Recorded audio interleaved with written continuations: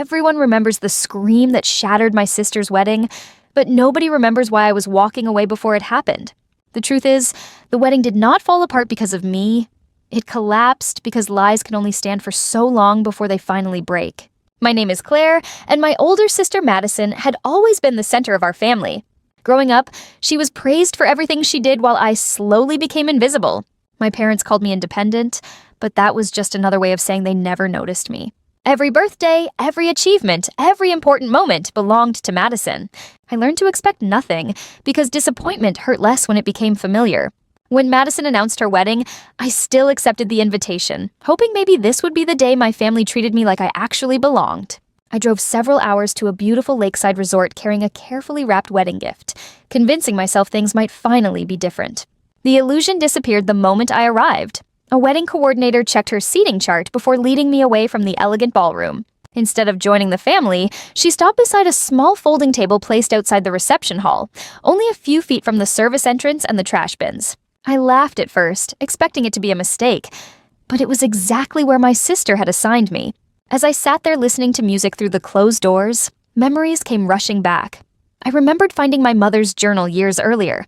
Every page celebrated Madison, her birthdays, her dreams, her accomplishments. My own name never appeared once. When I asked why, my mother simply smiled and told me I never needed attention because I was always fine. That was the moment I realized there was a difference between being forgotten and being erased. While I tried to hide my embarrassment, Madison stepped outside wearing her wedding dress. She smiled with the same cold expression she had worn my entire life before quietly saying that I simply did not count. She expected me to cry or argue, but I refused to give her the satisfaction. I calmly reminded her there had always been enough love for both of us, but she was the one who kept pushing me aside. She rolled her eyes, called me bitter, and walked back inside believing she had won once again. What nobody knew was that I carried something far more valuable than a wedding gift. Weeks earlier, I had met one of Madison's former coworkers by chance. During lunch, that coworker confessed that Madison had often bragged about manipulating her wealthy fiancé, Ethan. She openly laughed about pretending to love him until she secured his money, house, and family name. The coworker showed me screenshots of text messages proving every word. I never wanted revenge, but after years of humiliation, I decided Ethan deserved the truth before it was too late.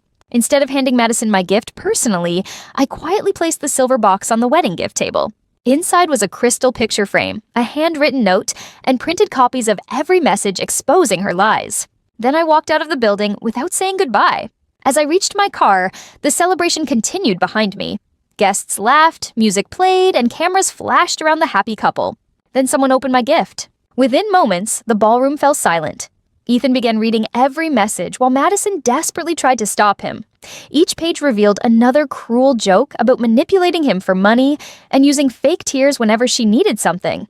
The perfect image she had spent years creating disappeared in front of every guest. Her future mother-in-law confirmed the messages were authentic. Ethan looked heartbroken but calm. Without raising his voice, he placed annulment papers on the table and told Madison he would never marry someone who saw him as nothing more than a prize to win.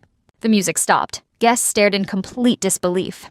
Madison screamed, accused me of ruining everything, and begged everyone to believe I had fabricated the evidence. Nobody believed her. For the first time in our lives, my parents remained silent. Even my father finally admitted she owed me an apology. Madison refused, insisting I had never been real family anyway. Those words only proved everyone else had finally seen the person she truly was. From my car, I heard the distant scream echo across the lake. I did not smile or celebrate. I simply started my engine and drove away. Justice did not feel loud or dramatic. It felt peaceful.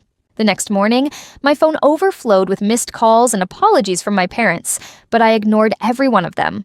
Instead, I booked a quiet trip to the coast, determined to begin a life where I no longer waited for love from people who had never chosen me. At my sister's wedding, they gave me a seat beside the trash cans. By the next morning, I had finally found something far more valuable than a place at their table. I found my freedom.